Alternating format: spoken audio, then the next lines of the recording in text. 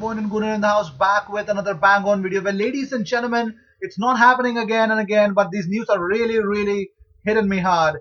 Mauro Icardi from Inter Milan to Arsenal, and Arsenal giving away Pierre-Emerick Aubameyang is definitely doing the rounds more than often. Moving on, Premier League clubs have been told they could have to repay an estimated £340 million to domestic and international broadcasters, even if the season resumes behind closed doors. That is a huge amount of money.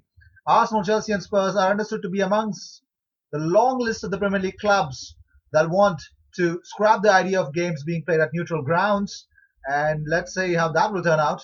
Well, moving on, Denis Suarez has actually revealed that he rejected the likes of AC Milan and left Barcelona when he could have won Copa del Rey, La Liga, and player in a Champions League semi-final due to his fondness for Arsenal, and how persistent pain prevented him from playing. Interesting interview that is actually said. He actually spoke this in that he says Arsenal have incredible potential to grow. I was there for 5 months and I could sense that they have some quality players, financially potential, and passionate fan base. Those are the conditions that should bring success and return Arsenal to what they were.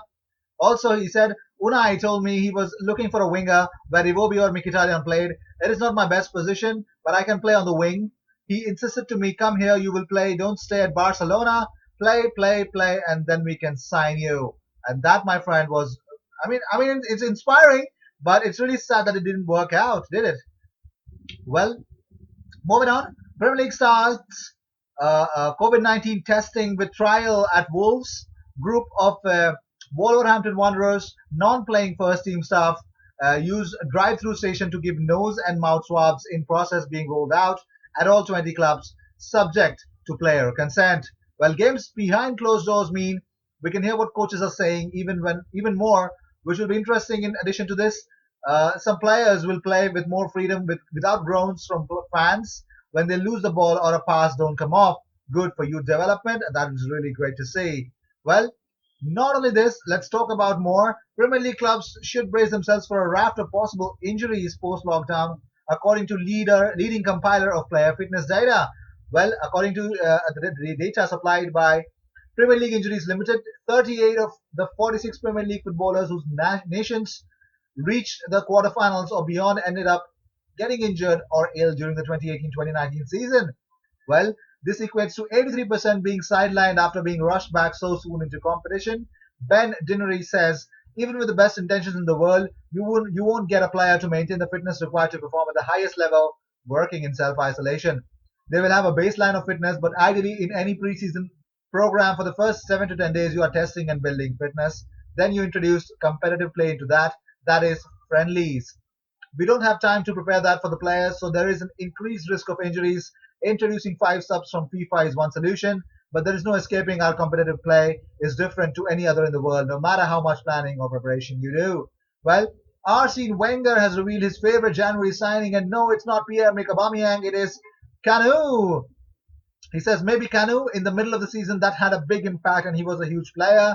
And yes, Kanu is the best signing for Arsene Wenger in a January transfer window. Moving on, Arsenal stars are to start handing back their home gym kit as the club ramps up preparations for the season to start. Treadmills, exercise bikes, weights, and other high-tech equipment was dispatched during the initial lockdown phase to those players who lacked fitness gear in their own houses. But Arsenal are now ready to move into the next phase of training at their Hertfordshire headquarters and want their expensive gear back.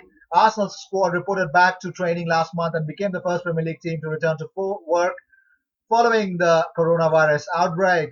Well, 2 months of nitpicking and name-calling has weakened the bonds holding together the Premier League's 20 clubs. But if there is one thing that unites them, it is cold, hard cash. And while some of the strained relationships will perhaps never be the same again, the thought of watching millions of pounds disappear down the drains proved the catalyst for a new resolution. Even the biggest of the Premier League giants will be hit by losing their share of more than £300 million being demanded back by broadcasters for a disrupted, delayed, and virus-distorted season.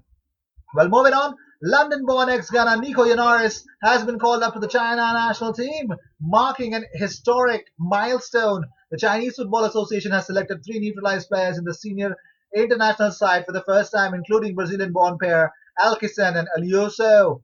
Congratulations. Moving on, the Premier League chiefs were given green light by the government for a return to action next month. But here's what is actually happening.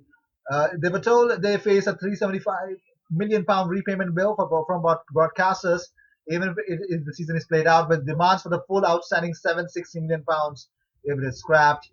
Forced Premier League bosses to go back with a plea to let the season be completed in home stadiums rather than neutral venues, receiving a grilling as FA chairman Greg Clark warned Wembley would not sanction the season being voided or relegation scrapped, and were still seeking to agree medical protocols that the players will accept as a condition to return to training. The apparent U-turn on neutral grounds came amid a groundswell of opinion from clubs that league chiefs have too swiftly to pressure from police, while clubs asked why there had been no real pushback to police concerns over fans congregating outside grounds where matches were being played behind closed doors. Brighton, Aston Villa, and Watford had led the rebellion. Let's see how that will turn out for them. Danny Rose has slammed plans to bring back football. He says, I don't give a fuck about the nation's morale. Lives are at risk.